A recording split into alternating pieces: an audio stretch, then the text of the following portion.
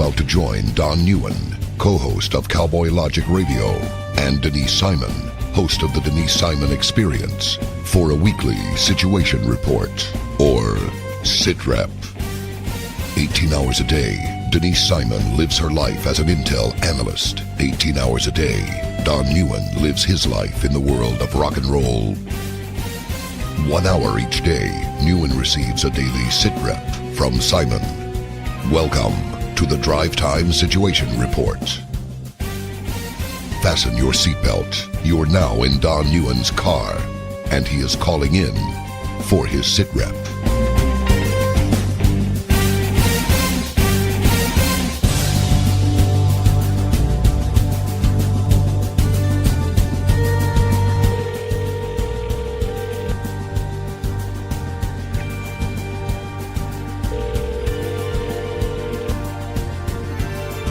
Hello. Good evening, Denise Simon. Hello, Mr. Don Neuen. How are you tonight? I'm okay. What about you? Isn't this formal? We don't ever act this formal when we do it, do we? I mean, I'm doing 19 things at the same time here, so. Yeah, me too, including driving. Mm-hmm. All right, ladies and gentlemen, let me welcome you to tonight's Drive Time Situation Report with the ever-stellar Denise Simon, and on the other end of this confab is your buddy Don Neuen.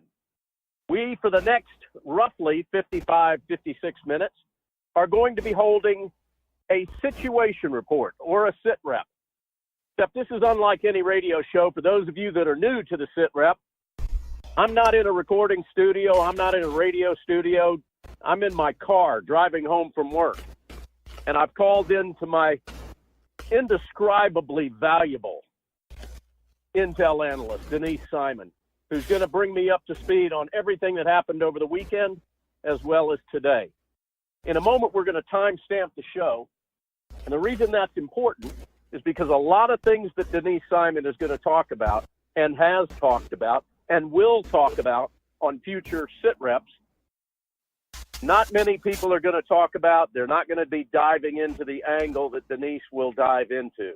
Denise gets deep in the weeds, and that's why we timestamp it, so that you're able to reference these things, reference the information that she's giving us, and be able to actually see how far ahead of the curve she is. So without any further ado, Denise, what do you say we timestamp tonight's show? And in the immortal words of Chris Cuomo, who stole them from me, let's get after it. It's 8:39 p.m. on the 29th of October in the year of our Lord 2018, almost Halloween. Trick or treat. Almost? Are you going to be a spook, a ghoul, or a goblin? None of those. Oh, come on, Denise. We don't even get trick-or-treaters at our house. I don't either. 13 years. Yeah, I don't live either. in a neighborhood. What are they, all retired people that don't have kids? Never had any trick-or-treaters here. Are you serious? Serious? I do find that almost unbelievable because you're in a very, very nice community, subdivision, whatever you want to call it. Donna actually, while we're on the topic of Halloween, Donna actually was like, let's get some candy and some masks this year just in case anybody comes by our house. And I'm like, Donna, we've lived at this farm for nearly 13 years. Nobody comes near our house on Halloween. Nobody. I guess she is hoping that might change. So here's what we were thinking about doing. You know, one of the old high school pranks that I'm sure you never participated in was that of rolling or egging a house. Rolling, the trees with toilet paper. Let's say you never did that, right? Let's say I didn't do it in high school. Oh, Denise Simon did it in college. Oh, man. No, it was actually after that. Don't tell me. Oh, you did it as an adult? I did. I'm speechless. But I do find that very funny.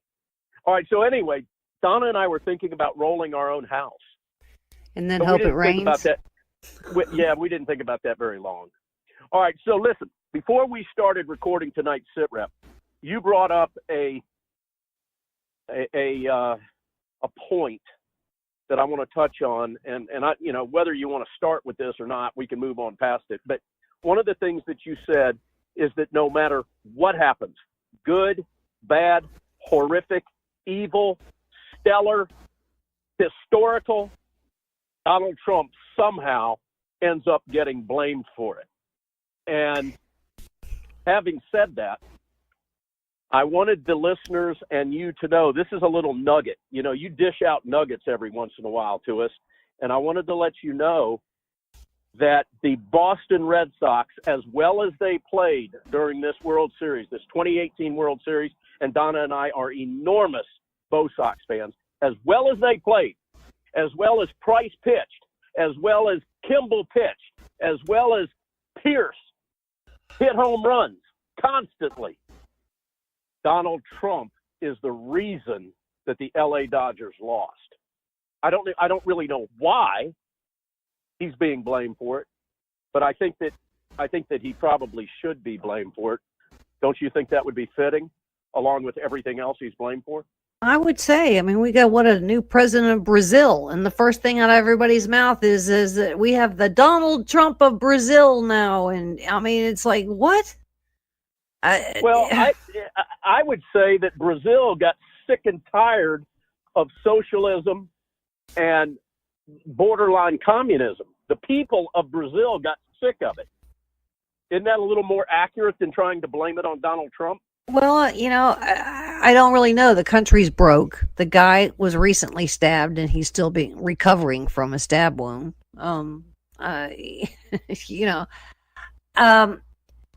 It was really quite remarkable of how, is Donald Trump welcome into Pittsburgh, after this, massacre at the Tree of Life synagogue? Is he even welcome there? Now, that's what a CNN morning host asked a rabbi. It's pathetic. It's very tiresome. Going, right? They're going. Correct? Yeah, they're going. But it's very tiresome. And what is particularly interesting is they're blaming Donald Trump for being so contentious and inciting violence.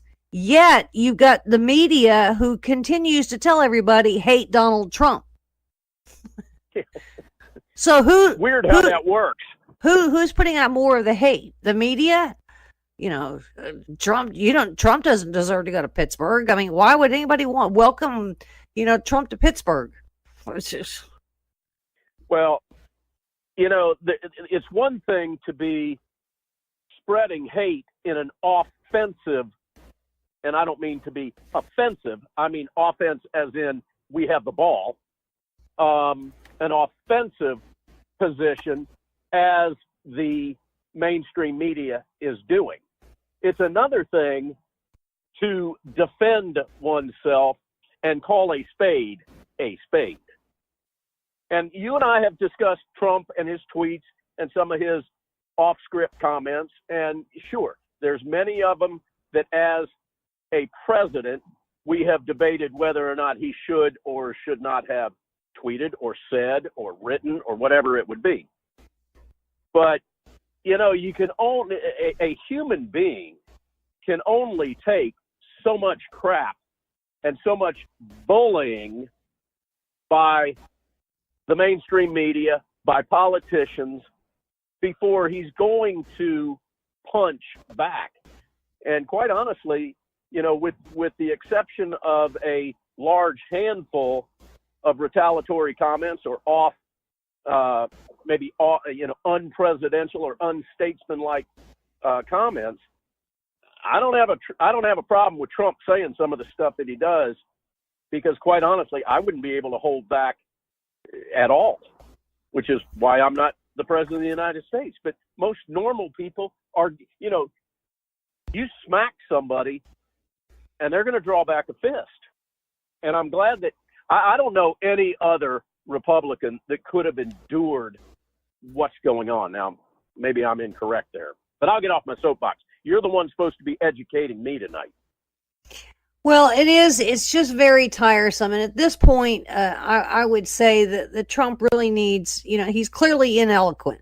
And And, he ought to be given some talking points that fit his style, but they're a little more, the words are a little bit more gracious, and then just leave it there and move on. Because, as long as he responds the way he does, media will continue to egg him on, and he takes the bait every time. Yeah, it's going to be hard to do with his temperament and his personality and his, kind of a screw you New Yorker attitude that he's got. I mean, I think what we're seeing is the real deal. I mean, I don't think that he's bloviating and being someone that he's not with all of these comments, many of which get a standing ovation out of his supporters, because quite frankly, many of us are thinking the same thing. It's just, we don't have the platform to say it. And you're right. And it's a large, maybe it's a bag full of really stupid things that he said. But when you look at all the many things that he does say, I mean, as clinical as you are toward him, which I highly respect, there's got to be some times when you go, yeah, man, that needed to be said. And it needed to be said just like that. I'm not hearing him say anything any different, though. The media sucks. It's fake news. Oh, we get it. I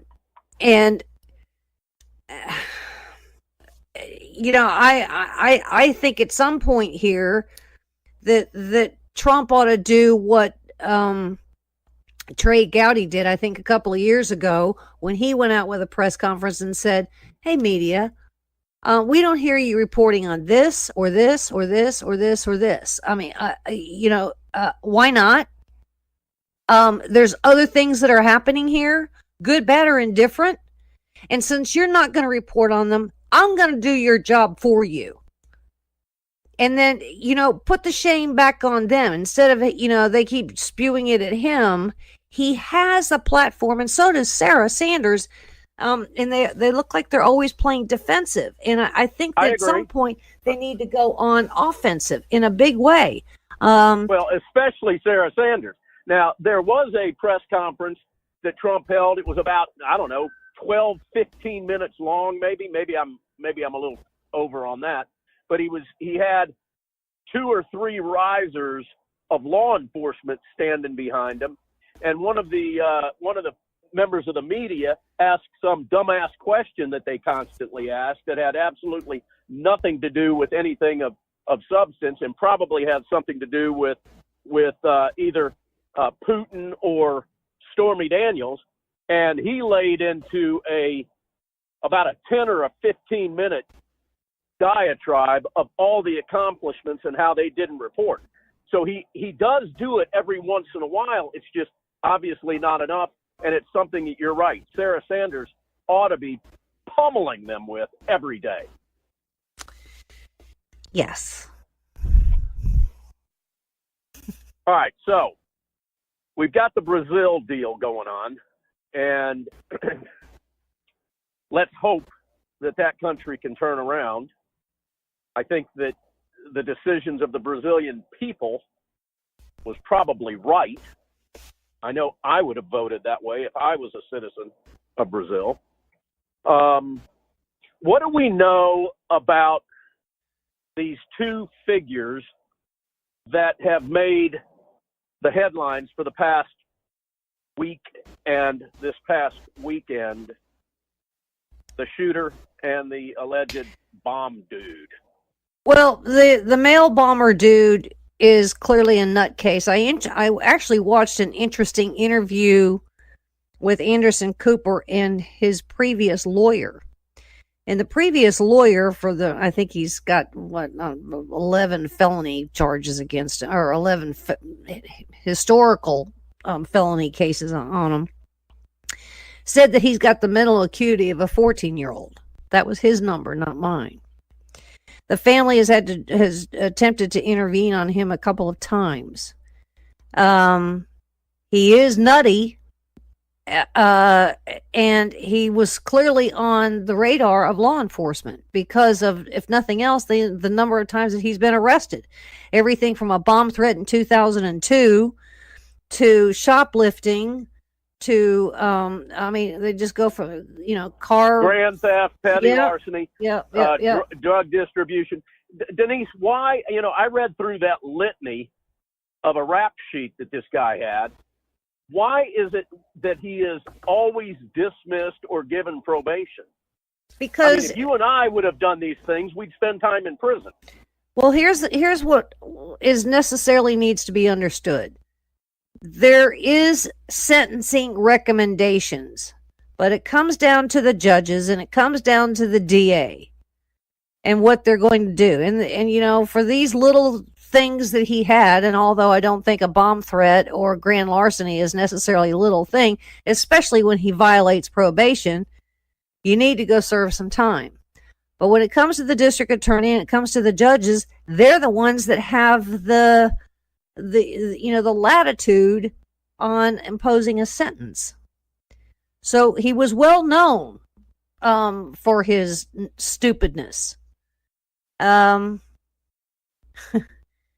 Anyway, that's where we are. And, for everybody to say that he was pro-Trump because all the stickers on the van, I'm not convinced he was necessarily pro-Trump.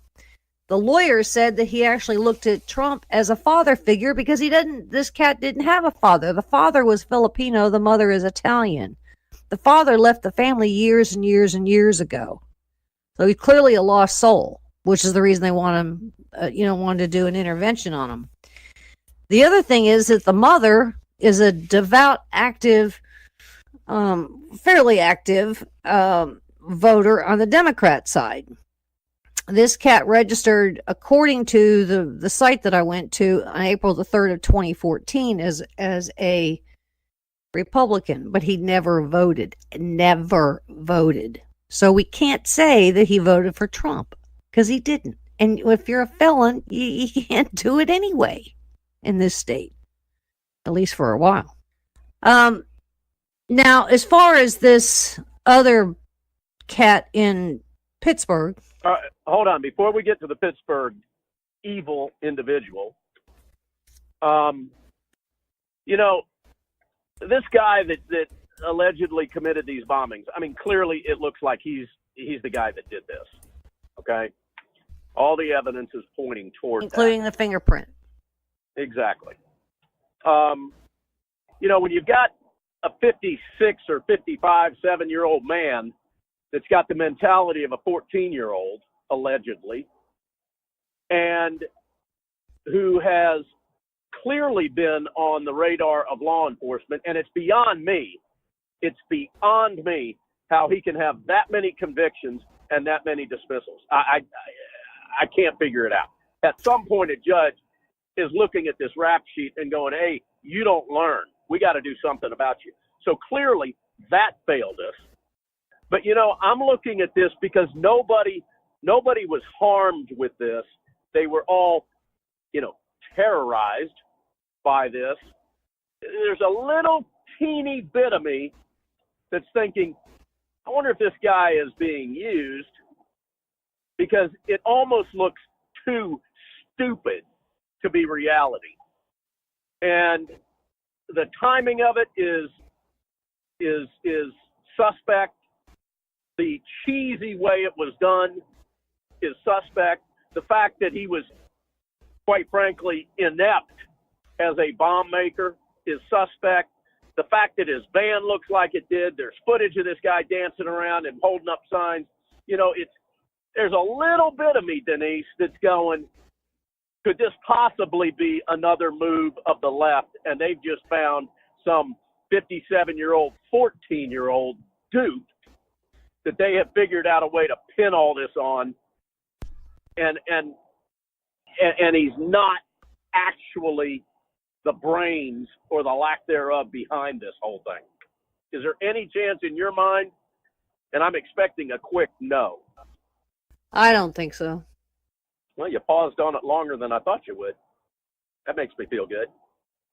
I don't know. It just seems way too convenient to be able to say, hey, look, everybody, look at what nutcases Trump supporters are.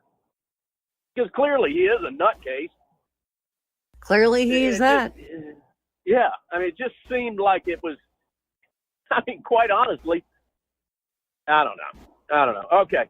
All right. So we got a couple of minutes before we got to go to break. You want to get into the Pittsburgh guy, or you want to wait till we get back from the break? Yeah, we can do the Pittsburgh cat real fast. He was not on the radar of anybody unless somebody was cultivating his posts over on the social media platform called Gab. Because he was posting a lot of pretty nasty things over there. He purchased his weapons legally. He obviously hated the Jews. Some kind of a long time coming on that one. He faces 22 charges, which makes him eligible for the death penalty. He showed up in court in a wheelchair, and that's because he was in fact shot by apparently one of the officers. I don't know if it was SWAT or who it was that did shoot him. But he obviously had to be watching that synagogue pretty carefully to do it on the day that he did it. And I think this all took place up on the third floor. So when Trump comes out and says that the synagogue probably needed to have some armed security, there are several Jews that are pushing back because, they're trying to be, peaceful and blah, blah, blah, blah. But, for somebody to go in there with a long gun, which is still debatable which one he had, and a couple of handguns and got up to the third floor, I would say somebody missed some security points on that one. He's apparently was some kind of a loner. He lived in an apartment building, really never spoke to anybody except for the landlord. Because of the things that he had posted on the social media platform Gab. I think it was hosted by, some liberal hosting operation here in the United States. They shut him down. So Gab had to turn around immediately and find a new hosting company, which they did. They went internationally so they wouldn't be under this stupidness of the United States and whatever progressives they were under. They took all the posts, they handed them off to the FBI. They cooperated up front, I would say, in a proactive manner without even FBI or law enforcement waiting for them to subpoena them. They were like, no, here, we're going to give you all this stuff, you do with it what you want. All right, hold on a second. Hold on, Denise. We got it. We're at the bottom of the hour. We got to go to break. Ladies and gentlemen, let's pick up right where you left off, though. Ladies and gentlemen, you're listening to the Drive Time Situation Report, the Drive Time SITREP with Denise Simon. My name is Don Neuen. I'm barreling along at a brisk 72 miles an hour headed home. We're going to break. We'll be back in 3 minutes. Stay with us.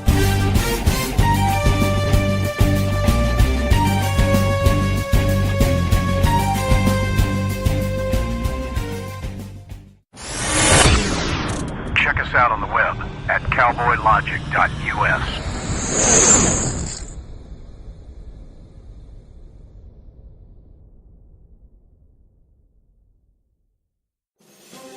Hi, thank you for listening. My name is Ron Phillips, and I'm the owner and operations manager of Talk America Radio. It is with great pride that I offer you this 24/7 stream of some of the finest talk radio programming in the country, but I need your support. We are a listener-supported network. That means we need your help to continue to offer the quality programming you're hearing right now. If you're able, please visit talkamericaradio.us and click the Support Us button. Your donation will go a long way in helping us continue to share the American voice. Thank you.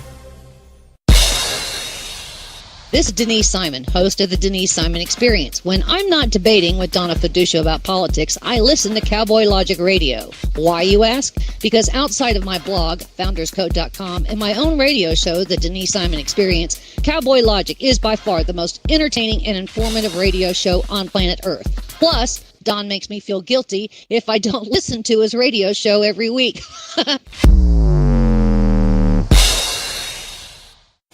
Hi, this is Donna Fiducia, co-host of Cowboy Logic Radio. For 28 years, I was in the mainstream media, most recently as an anchor at the Fox News Channel. No more. Ladies and gentlemen, the mainstream media has completely failed the American people. Radio networks like Talk America Radio will not fail you. Radio shows like Cowboy Logic Radio will not fail you. Check out the entire roster of over 60 weekly radio shows by visiting talkamericaradio.us. That's talkamericaradio.us.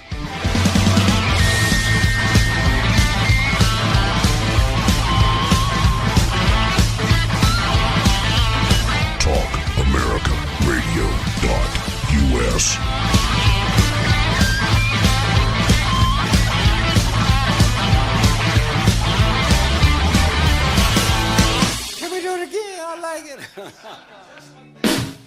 This is Denise Simon. 18 hours a day, I live in a world as an intelligence analyst. Intelligence analyst. Intelligence analyst. Intelligence analyst. Intelligence analyst. What I find is reprehensible. What I find is terrifying. What I find is treasonous. What I find is treasonous. What I find is treasonous. What I find is treasonous. What I find is treasonous. The mainstream media has completely failed the American people. Failed the American people. Failed the American people. Failed the American people. Failed the American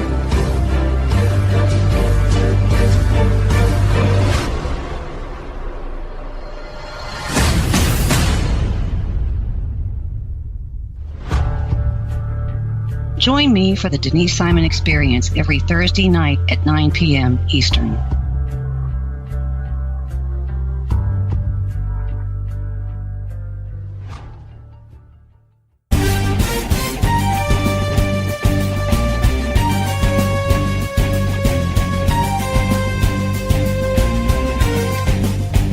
Ladies and gentlemen, welcome back to the Drive Time SITREP. We hope you enjoyed that brief 3-minute hiatus that we took. We are back. Denise Simon is on one end of this conversation. My name is Don Neuen. I'm on the other one. I'm in my car driving home late on Monday night. Denise, I don't even know what the date is, so you'll have to share that with us again. And we're getting a SITREP. We're primarily talking about some of the events that took place this last week, that one of which is indescribably evil and horrific. The other is kind of a nothing burger, but the media is doing everything they can to make Trump supporters look like deranged idiots. And that's with the mail bomber guy that, didn't end up hurting anybody. Obviously, all of our hearts and our prayers are going out to the community, the Jewish community in Pittsburgh. Denise, right now I'm wearing the Star of David on my hat and have been doing so ever since I heard about this. It's unspeakable, especially given the fact that some of these people survived the Holocaust. My in-laws lived in Squirrel Hill, by the way, so have a little bit of a connection to Squirrel Hill. Yeah, and my family is all in Allegheny County, so well, it's sickening. Hey, before you get back into that, I want to talk a little bit about this Gab.com thing, which is where I was going. Okay, now, years ago, maybe 2 years ago, 3 years, 4 years ago, when Gab first came out, if I'm not mistaken, I think I signed up for it in its infant days. And the basis for Gab, from what I recall, and you can help educate me or confirm this, was that it was going to be a social media platform that had absolutely no, it was completely free speech. And it was kind of an answer or a retaliation to Twitter and Facebook when they started squelching conservative speech. And so I checked it out, and it was nothing very impressive, although it was, again, in its formative stages. But, I didn't see anything in there. I didn't really see it taking off. And so I haven't done anything with my Gab account probably since about a week or two into its formative stages. Has it, in fact, become a breeding ground for white supremacists? Well, it is a non-censorship social platform. So people are allowed to post anything over there that they want to post. And you're not going to have some kind of, 1984 kind of operation that's going to come in there and say, get that off of there and do this and do that. What is interesting is it's being called an alt-right white supremacist site, and it's not. It's one of those that post what hate speech needs more speech, and that is clearly where they are with that. They champion individual liberty, and given what happened in the European Union's decision in their court last week, where they handled this case with this Austrian woman who, apparently slandered the Prophet Muhammad, the European Union's Court of Human Rights came down against her and said that what she had to say about the Prophet Muhammad being a pedophile, which was true, it is not protected under free speech. And so we're just in a situation here where free speech is under attack, whether it be in the United States under censorship of Twitter and Facebook, and certainly in Europe.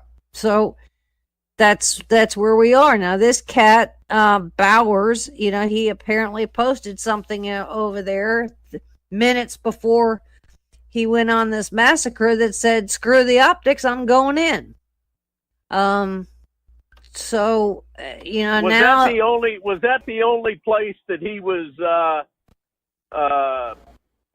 dishing out hate speech, or apparently was so. he on Twitter or I don't Facebook? think so. All right. Hey, did you ever start a Gab account? I did. All right. Back when it first started, right? Yeah, and I've used it a couple of times. From time to time, I get an email that people are following me. I have one on MeWe too. I'm not very consistent in posting stuff over there. I need to change my icons on my site so things automatically go over there, and I don't have to click 5 more buttons. Well, I probably haven't been to that gab.com. I don't even, 3 years? How long ago did that come out? I don't remember. It's got to be 3 or 4. It had to be during the Obama administration. But it just did nothing for me. I mean, there wasn't a whole lot going on there. It was new, and nothing was really super well vetted. Not like Twitter and Facebook are, but at any rate, here's what I'm wondering because I thought this Bowers guy had a Twitter account and a Facebook page. And I thought that there was rants that took place on Twitter. And the thing is, here's what I'm wondering. If they're so quick to squelch well-vetted, legitimate conservative speech, why wasn't somebody looking at this guy and putting him under the microscope that they put people like you and me and Rocky Stucci and good, wholesome conservative people? Donna, why wasn't there an algorithm that picked this schmuck up? That's the $64,000 question. Yeah. Yep, it is. All right, so anything else on Bowers other than I hope that he receives swift and severe punishment that will take him off this earth. And I hope that it doesn't cost the taxpayers too much money. And I hope and pray to God that the poor people in Pittsburgh are able to somehow mourn and step over this, because it's going to be a hard one for many of them. It's awful. It's just awful. It's been haunting me since Saturday. I really don't. I haven't processed it yet. It's just awful. Yeah, it is. And I also have to say, as bad as it may sound, the people that have to work that crime scene, they must have to have some really unique wiring about them in order to be able to do stuff like that. I can't even imagine. Absolutely, those people do. What about the doctors that worked on Bowers that were actually, and doctors and nurses that were actually Jewish? Yep. They're better people than I am. They are better people than I am. And there you are, when you compare those kind of people with the little snot-nosed snowflakes we have running around college campuses. They're looking for pet-a-pony parties. Yeah. I'm not so sure if I was that Jewish doctor or that Jewish nurse that I wouldn't have turned my back on that man and said, you need to lay there and bleed out, as far as I'm concerned. And the doctor did respond to an FBI agent or a law enforcement officer that made that comment to him or something very similar.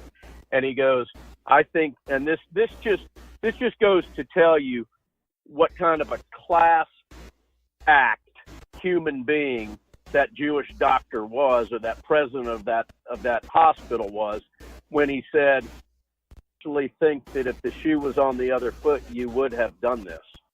You would have done as I did. They're there to save lives. And I don't know where you find the strength to save a life of an individual that commits such a heinous act of evil. They find it in their faith. I guess so.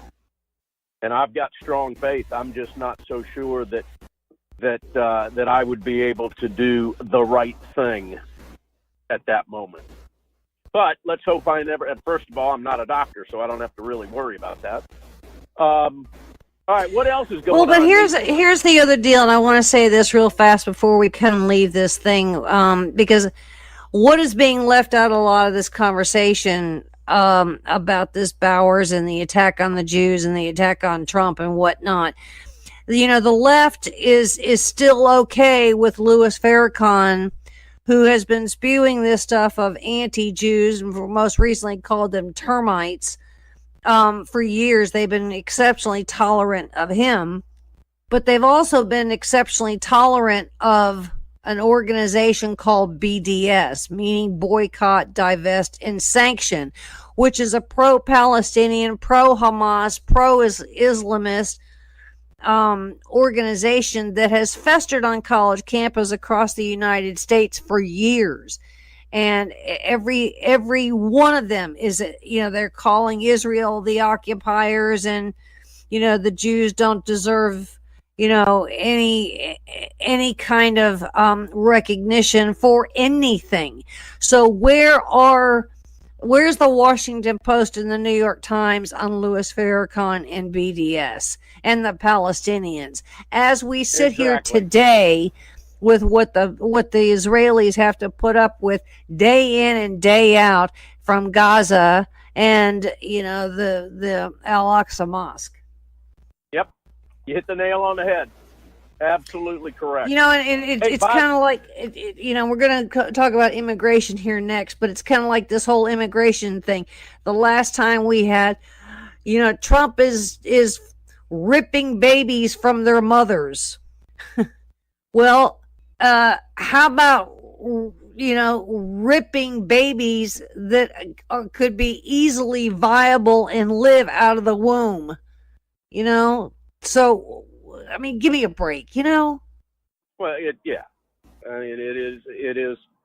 We talk about it every week in some form or fashion, the insanity of the left. It never ceases to amaze us.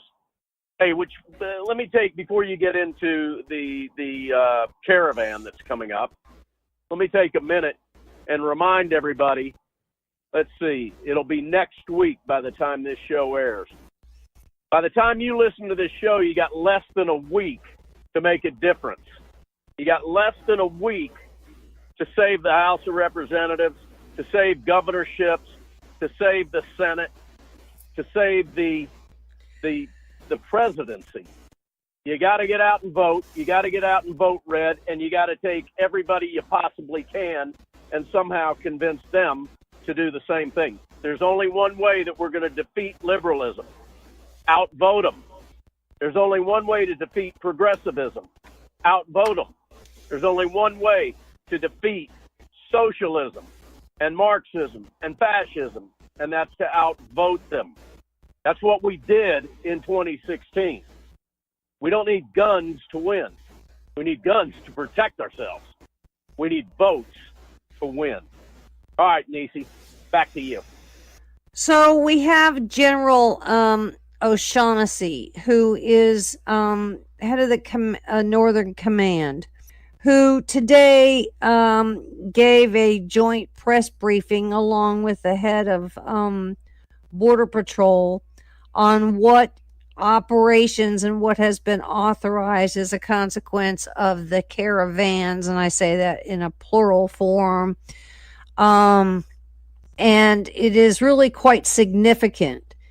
The United States has been working with Mexico and, a handful of other countries in question, El Salvador, Guatemala, Honduras, pretty much saying, hey, you leave your home country for whatever reason that you leave and you want to claim some kind of asylum, the first step you take into another country is where you need to claim your asylum.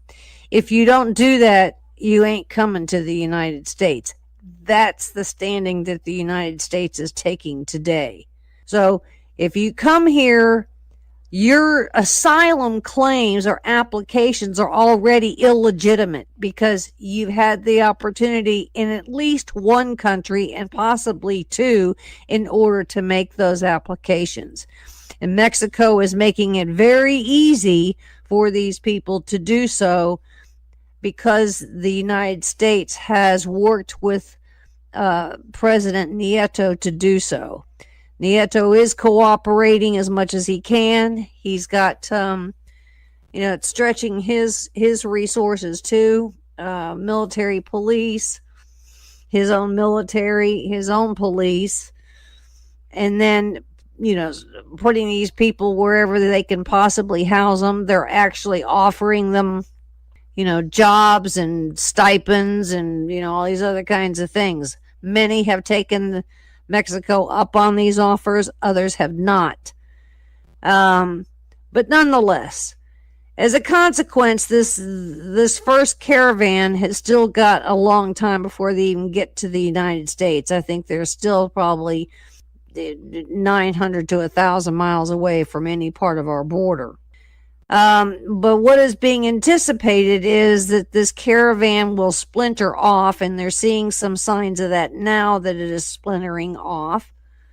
And where those splinter cells go is why we are sending additional military, not National Guard, but military personnel down there. Not into Mexico, but at the border so other people can work inside of Mexico and work with Mexican officials. This is not the first time. Do we know what base they're coming from? They're coming from a couple: Fort Stewart, Campbell, and Fort Knox. Okay. This is not the first time that the United States has done anything like this. In fact, I think the last time the largest part of the operation was done under George Bush post 9/11. Because he was terrified of what could have happened there. This is something called Operation Faithful Patriot. which is under a larger operation called Operation Guardian Support. How many troops did you say are going down there? I'm getting ready to tell you. We have 2,100 National Guard there now. The Department of Homeland Security last week made a formal request of 800 military, which Mattis granted, not Trump. There's where the media got it wrong. It was Mattis. Yep. And that is non-lethal personnel. This next request that came out today is up to 5,000, maybe 5,200, but nonetheless in the range of 5,000. Some of them are in fact leaving tomorrow. All of this recent personnel deployments are non-lethal personnel, but they do have the ability, if they are shot on, to shoot back. That has in fact part of their deployment package. So that's the rules of engagement. If you cannot fire unless you're fired upon, correct? That's the rules of engagement anywhere in the world for the United States military. So we are doing integration with the military with Customs and Border Patrol. We are establishing command posts. We have deployed helicopters. Those helicopters are full of top equipment that includes sensors, optics, radio, heat sensors, those kinds of things. They will be going to Texas, Arizona, and California. You notice that New Mexico is not in there. They will be establishing military housing, transportation. We have C-130s and C-17s on standby. We are putting up miles of concertina wire. We will be doing essentially all the things we would do if we were building a temporary base someplace in a third world country. All right. Hang on. I got two questions. Number one, let's go back to rules of engagement. Now, I was under the impression, optimistically, that when Donald Trump and James Mattis took over our military and commander-in-chief, that our rules of engagement would have changed drastically in the favor of our warriors. So, am I correct, based on what you've just said, that if you've got a bad hombre or a bad jihadi that picks up an RPG and you see that man put that RPG on his shoulder, you can't shoot him until he shoots that RPG at you first?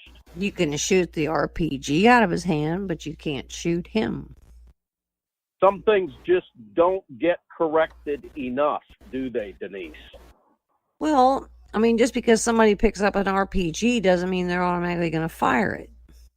Yeah, but you know what? I don't know too many people that pick it up to inspect it, especially if you got an 8-year-old kid who is standing with his father was shot because he was firing the RPG.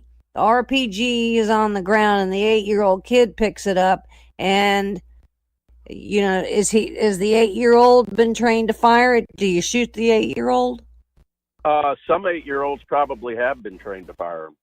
Correct. So do you shoot him? He hasn't fired it yet. I'd be watching that trigger finger through a scope pretty quickly. Well, I mean, obviously, but you know, the thing is, after he fires it, it's too late. Then fire it. Then hit the RPG. Okay. We're not here to kill anybody. We are here to neutralize. The RPG, it's probably going to blow up. Well, fine, but you know, when it comes to the law of war, we have to be on the right side. Okay, all right. I'll concede on that, although I don't agree with our rules of engagement. All right, second question I had for you. Outside of the obvious reason, why are we not sending any troops to New Mexico? Nobody wants to go to New Mexico. There's nothing there. You mean no one's going to cross the New Mexican border? Apparently not. We never even hear about New Mexico, do we? Well, it's because it's a damn blue state. Okay. I would think they'd be flooding in there big time. Maybe I'm wrong. I don't know. I can't There's no speak chance that we're not sending them there because they're an extreme blue state. I have no It's idea. That's just not where they're going. We may have other assets already there, but we're not sending military personnel into New Mexico, Texas, Arizona, and California. All right, you got 2 minutes. What you going to finish up with? I'm going to finish up with the fact that the United States Naval War College and the Tel Aviv University in Israel has issued a paper that is proving that China Telecom, which is owned by the government of China, has hijacked and diverted internet traffic going to or passing through the United States and Canada into China on a regular basis. Where is Anderson Cooper or Don Lemon on that one? They are crickets in the night. I mean, it's really kind of a remarkable thing. That's really got nothing to do with the U.S. government, except this is the Navy War College in Tel Aviv. So they're doing this study, and they're literally watching how this traffic is getting diverted, and we don't even know what kind of all traffic it is because I haven't read the whole report. But it's really a scary thing when you consider their abilities of China Telecom that are breaking into encryption. They're doing analysis of communications, government officials, military, the whole thing. They're hijacking the traffic. Yeah. And then turn around and necessarily sending it back. I mean, what? What? Hey, that's what they do best, steal stuff. All right, ladies and gentlemen, we got to bring tonight's Drive Time SITREP to a close. We want to thank our networks and our affiliates. Those of you that broadcast this show, we are indebted to you. But more so, you are valued listeners. We are indebted to you. Thank you for giving us an hour of your time to listen to this radio show. We don't take that lightly. Denise and I appreciate it beyond words. Denise, take us home, girl. Thanks for listening, and God bless America.